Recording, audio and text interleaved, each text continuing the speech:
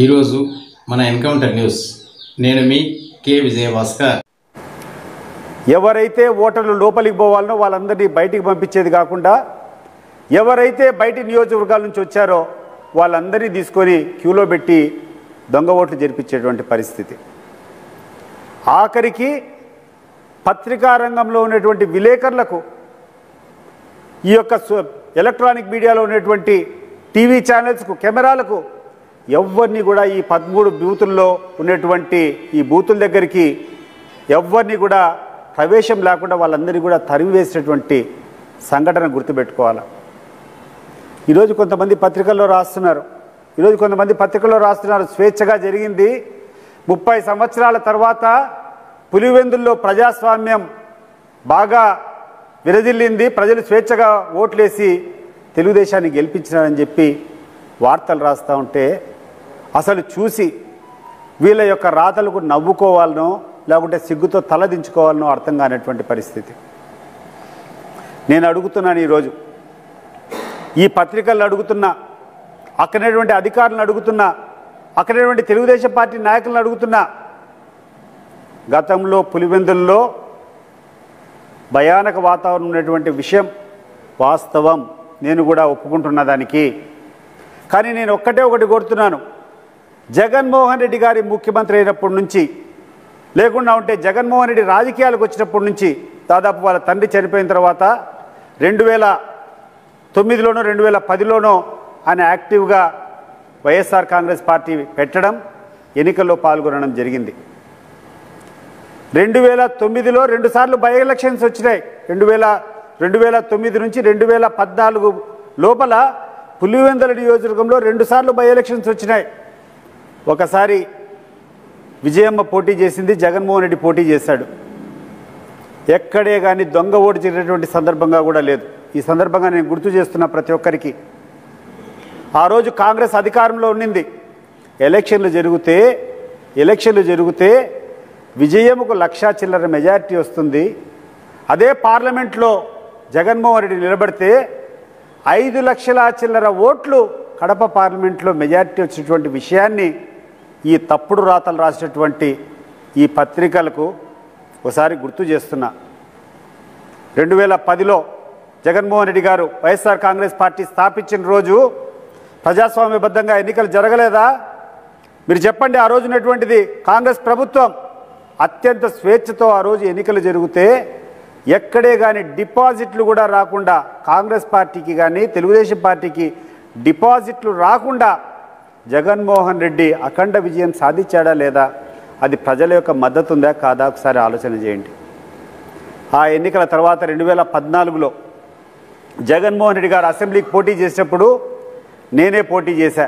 జగన్మోహన్ రెడ్డి గారికి ప్రత్యర్థిగా 2014 ఎన్నికల్లో తెలుగుదేశం పార్టీ అభ్యర్థిగా నేనే పోటీ చేశా. తర్వాత జరిగినటువంటి 2019 ఎన్నికల్లో కూడా జగన్మోహన్ రెడ్డి గారికి ప్రత్యర్థిగా నేనే పోటీ చేశా. మామూలుగా అంతకు ముందున్నటువంటి ఎలక్షన్స్లో ఎప్పుడన్నా పోయి ఎలక్షన్ కమిషన్కి ఫిర్యాదులు ఇచ్చేవాళ్ళం.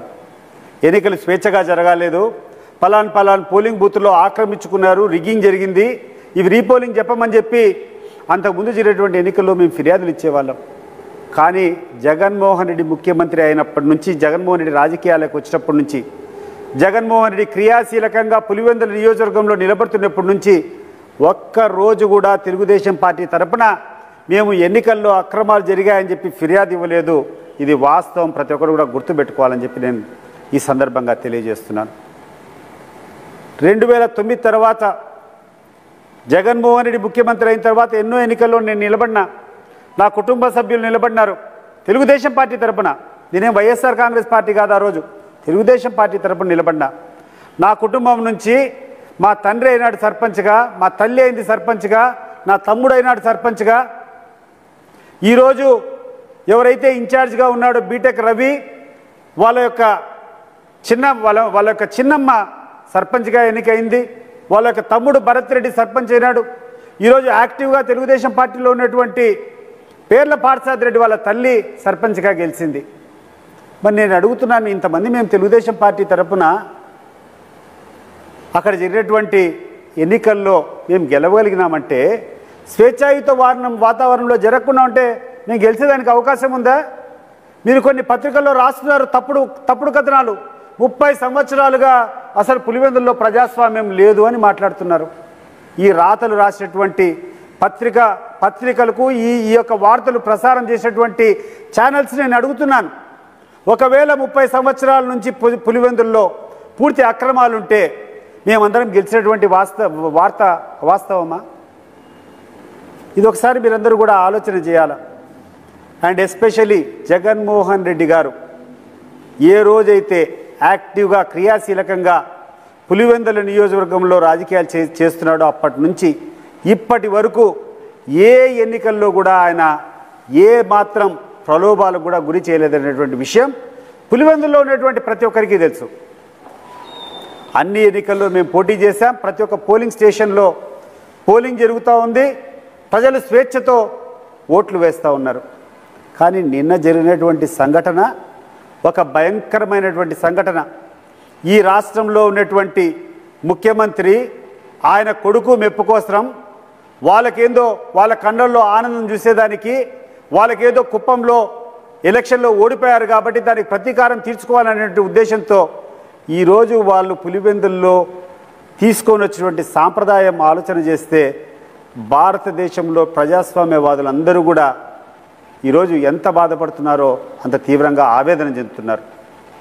ఇదే సాంప్రదాయం రాబోయే కాలంలో రిపీట్ అయితే స్థానిక సంస్థ ఎన్నికలు అనేటువంటి స్వేచ్ఛగా జరిగేదానికి అవకాశం ఉందా?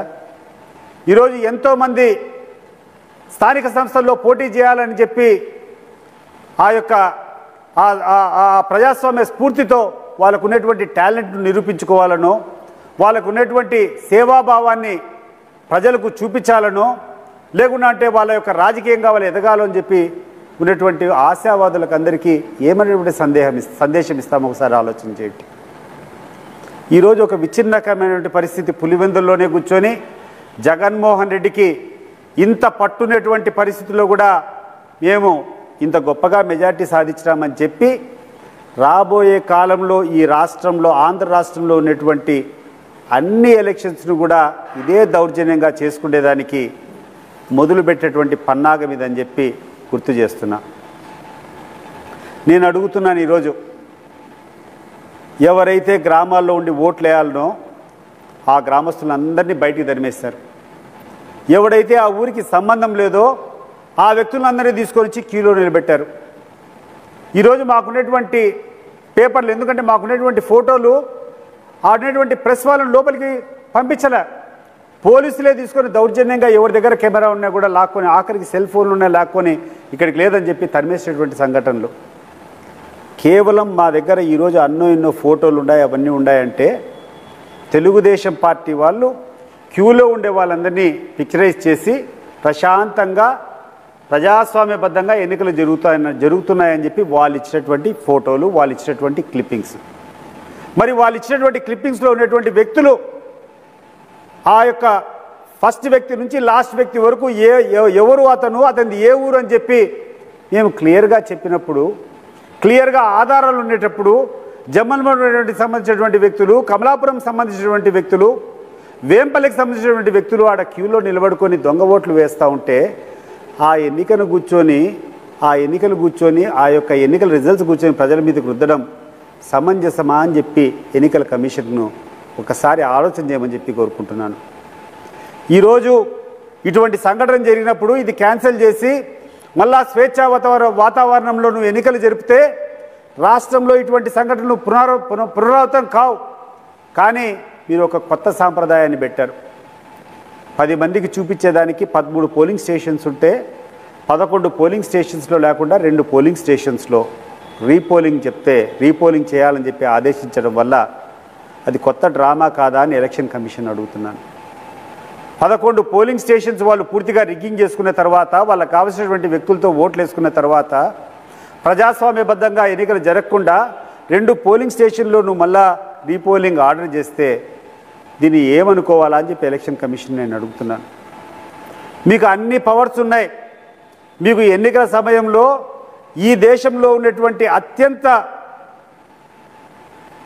ఎక్కువ పవర్స్ ఉండేది ఎవరికైనా ఉంటే ఎలక్షన్ కమిషన్. మీరు ఎలక్షన్ ఏ కారణం చేతైనా కౌంటర్మాండ్ చేయొచ్చు.